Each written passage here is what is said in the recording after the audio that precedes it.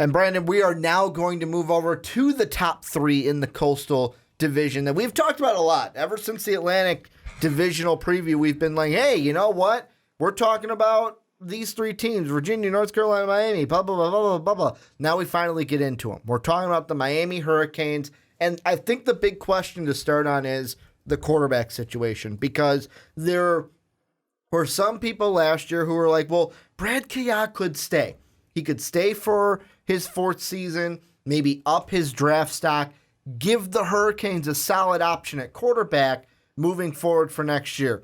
He decides to opt out. He went to the NFL draft. Great for him. But now it puts Coach Mark Richt of the Hurricanes in a kind of weird situation in my mind, because right now, due to Jack Allison, their only recruit from the 2016 class, leaving this spring, he's got to pick between a newcomer in Nakasi Perry, who's a raw talent, but he's an elite talent apparently.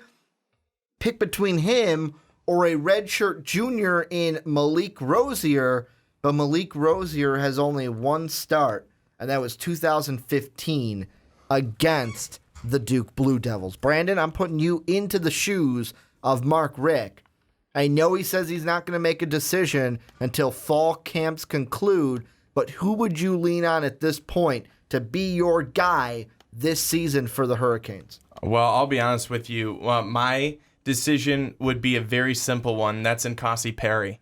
The guy just looks good. Watching some tape on him, he can throw a deep ball. He can move. He can juke. I mean, you can put that guy back there, and he can do a lot of things for you. A smaller Lamar Jackson type, and I think that's a big comparison. Comparing him to Lamar Action Jackson. I said type. Okay. I didn't say Lamar Jackson, but I said his name, but I didn't say the Lamar Jackson. Just saying, that's a big comparison. But go ahead, continue. But he's a guy who, like Lamar Action Jackson and a number of other very good quarterbacks, can do both. He is a dynamic playmaker. That's what they are called these days, when you can pass and run. And I think that that's going to make him that much better. So what we saw from Kaya was basically the fact that he was going to throw the football a whole heck of a lot. And if he ran, it was that way. He did not have positive rushing yards, but he had over 3,500 passing yards, 27 touchdowns, and only 4 picks. With Perry, they're going to get, I'm thinking, more like 2,700 yards through the air. And, I mean, who knows? Maybe he has another 1,000 on the ground. But this is a guy who I think can do both. He's definitely not a one-sided quarterback, and that may be something that Coach Mark Richt is going to be really excited about.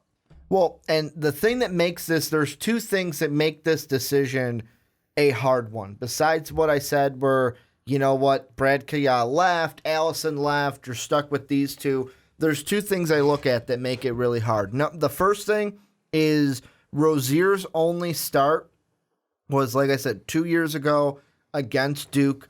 That was a Duke team that was ranked in the top 25. They were 22 at that time and 6-2 on the season. You get a 3-point win there. I believe also, you know what? That might have been the game that we had the referee questions with that one on a kick return or something. I want to say that was the game where the referees got called out by the ACC for missing a play that ended up giving Miami the win. But besides that point, Rosier, 20 of 29, I'll take it. 272 yards, I'll take it. Almost a 9.5 almost yards per average, I'll take it. 2 touchdowns, 1 INT, I'll take that. And that is the thing that Rosier has that Perry doesn't. Hard data of this is a game where he went against college level talent, and this is how he did. And to me, that's why I think that this decision it's not so leaned in one direction, and it's leaned in maybe this way, maybe that way, and that's why it's going to take until fall camp to see what they go on. Because if you go with Rosier, you're saying, well, we've seen what this guy can do stat-wise and tape. against college level pros. If you go at Perry, it's saying, well, we're betting everything on your upside. That this elite talent, although being raw, is everything that it's worth. And the thing that's the tricky part about their schedule, and this is point number 2, you got 2 cupcake games, one at home, one on the road, in Bethune-Cookman and Arkansas State. But you better have that quarterback situation hammered by September 16th because you're going to Tallahassee. And if you're sitting there going, which quarterback do we play? The Florida State Seminoles will spank you down to the ground. And that I know is one game that Hurricane fans don't want to lose. That is one game that used to be, back in the day, reserved for the last game of the season. Miami fans don't like going to Tallahassee and losing, just like Florida State fans don't like losing to Miami. So I'm looking at it where that even makes this decision even harder, Brandon. You got to have that guy settled by September 16th. Now, see, you seem pretty content to say that, this isn't just a one-sided, leaning one way type thing. For me, it is. I mean, what have you really seen out of Malik Rossier that's making you go, you know what? Now this guy, he's got something. He can be something real special. I'm not trying to say he's not going to be, but at the same time, and I understand you've been playing behind one of the best quarterbacks in the league, certainly in the ACC.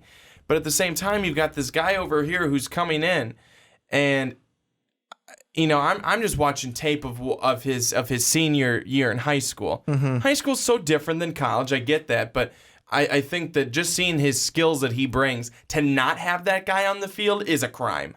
Because of everything that he brings, you need to get that guy like that out there. You need to get a guy like that at least reps, multiple reps within the season, even each game. Because ultimately, I think you're looking at this guy as being one of your next big stars, hopefully one of your next big stars on your team. And you don't want to rush it. I get that. But at the same time, the sooner that you can get him out there making an impact for your team, the better. But I also think that moving away from the quarterback position a little bit, it's Mark Walton at running back. He's going to be leaned on. I mean, guy has been very good. He had a great season last year, totaling 15 touchdowns overall. This guy is very, very good. He will certainly be leaned on, like you said, especially with a quarterback situation where you're not sure who you're going with yet.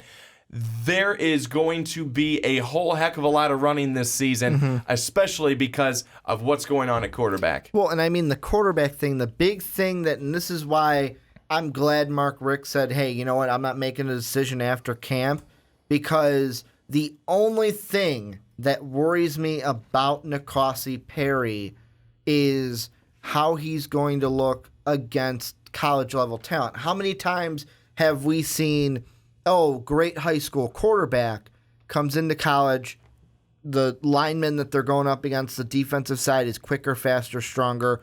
They're not as good as they were in high school that first year. Or even one step further, how many guys coming into the NFL from college have we said, that quarterback is going to be the NBT, the next best thing?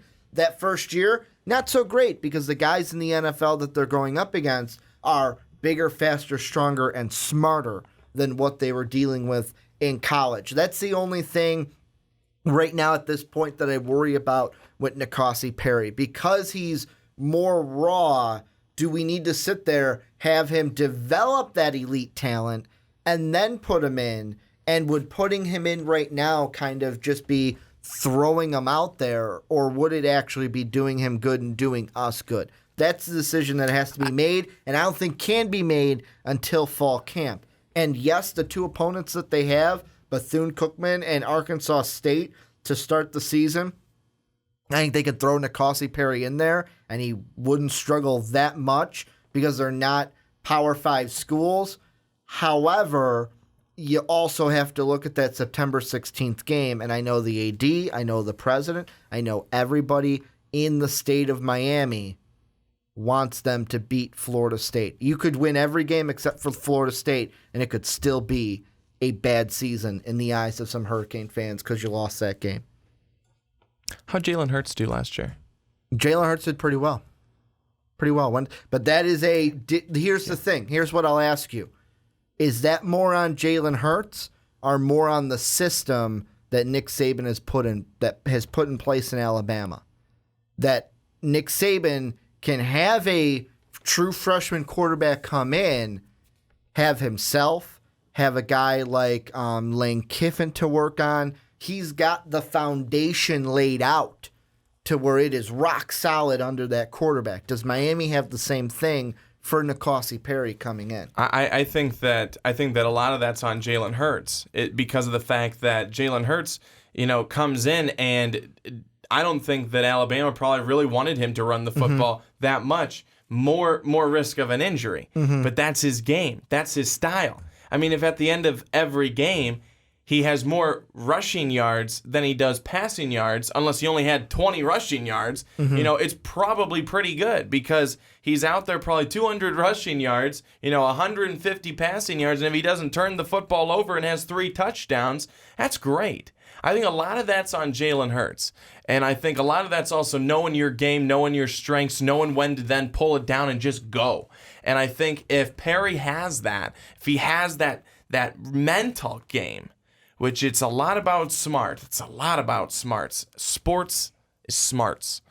I think that he can really be something special for Miami, and he can be the next best thing.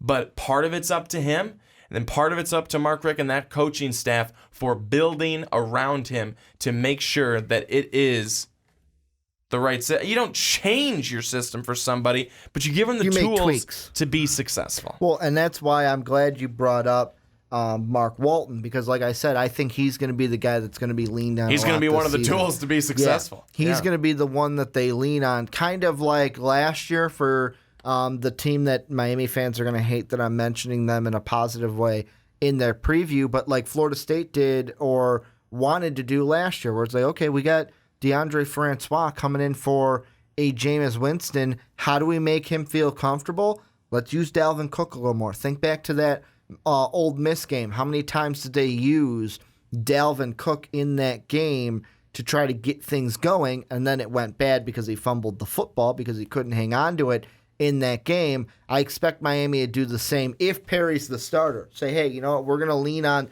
the run game a little bit more than we would because we have an inexperienced guy in there. And either way, whichever quarterback you go with, you can say they have an inexperienced guy in there. But a good thing that I look at for this team with their schedule, I mentioned the Florida State game, which is really soon, week 3 for them, the third game that they play. The other good thing, though, the teams that we talked about at the top of the Coastal Division, North Carolina, Virginia Tech, and Pitt. Pitt's the last game of the year. And then Virginia Tech and Carolina are Halloween weekend and the week after. So you've got games before them that they're not so early in the season to where it's like, whoa, we haven't had time to get anyone acclimated before we play those two opponents. Yeah, I believe you're right. And I think that at the end of the day, we will probably be seeing, going back to talking about the quarterback situation, we'll probably be seeing Rossier opening up the season as the starter with Perry, waiting in the wings, and again, like I said, he's too talented to not find the field, at some point early in the season and for multiple games earlier in the season. But I think that, Mark Richt, he was able to get Perry. He was able to get him. That's his guy. That's who he wanted. That's who he wants to see out there. And before long, I just think Rossier is not going to find himself as the starting quarterback. And you know what is a good thing for whichever quarterback is playing this season? The defense returned 7 starters. It's solid. And they had a complete turnaround last season. And I think that this year, the two things we're going to be talking about with Miami is how good their defense are and how good Walton is. Those are going to be the two foundations of this team if they want to be successful. The defense is probably going to have to carry them in games maybe early in the season because of whichever quarterback they have in there is inexperienced. I look at this defense, And this is the part of this team that I am very excited for. And kind of the big question that I have for this team overall is, now this is Mark Richt's second year with the team. I know you're not going to say second year with the team that it's make or break, but could this be the season where we see Miami make enough strides this year to where a year from this date, Brandon, a year from June 18th as we're recording the end of this podcast, do we see it to where, you know what, by this time next year, Miami made enough strides in 17 that we're talking about them not just competing for the ACC, but as a college football playoff contender with a second year N'Kosi Perry. I was just going to say, if everything lines up correctly, if Perry is there doing what I expect him to be doing, if Walton sticks around for his final year, and then if we can see that defense, not lose too many people and continue to bring in guys to solidify what right now is a very solid core. Yeah, I think you're right. I think we're talking a year from now that this Miami team could be competing to win their side of the conference. No, and this team is going to have to put up with, like I said, the only games that I look at for this is the Florida State one early. They lost that one by 1 point last year. And then every other team we mentioned, Pitt, North Carolina, and VT, they went 1-2 in those 3 games, losing to North Carolina and VT. They want to have a little bit of revenge on their mind this year in 2017. Before we move over to the Tar Heels, though, any other things that we didn't mention that you think we should have in this preview for the Hurricanes? I think we're good.